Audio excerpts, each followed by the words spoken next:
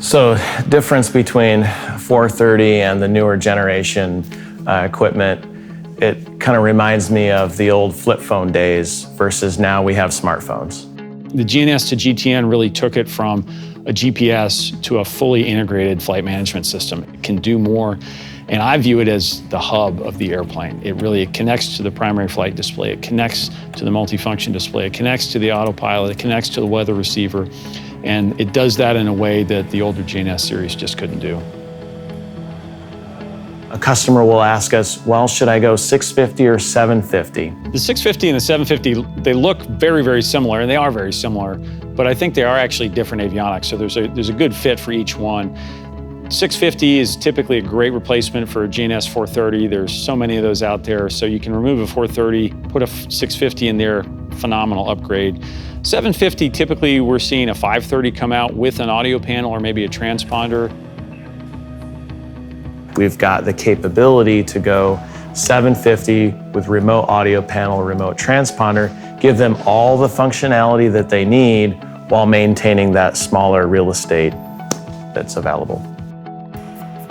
When we're talking to customers about the GPS series versus the GTN series, again, it goes back to understanding who they are, what their mission is, what they want to get out of their airplane. There's a right answer for everybody. And so typically we'll talk about what's a normal flight for you? And what were your last couple of flights? What is the most important part of your life this airplane serves? And if it's, I like to fly on nice Saturdays and chase $100 hamburgers with my friends, that's great. We love that too. In that case, it's probably more of a GPS series conversation. GPS is a pretty easy install typically, and we can do that as one part that really is a quick upgrade. You get a full ILS, full GPS approaches, everything that you need, full nav, comm. It'll do everything that the 430 will do, plus.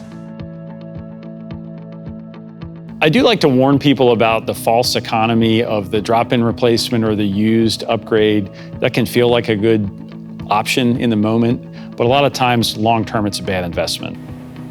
If Garmin could have made a product that does all the things that their new GTN series does and use the existing tray and harness to make that happen, don't you think they would have done it? I mean, they did it because technology has changed in the last 25 years to where we need different interfaces.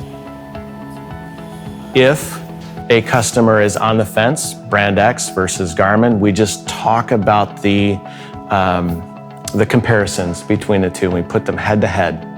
And again, 9 times out of 10, the choice is Garmin.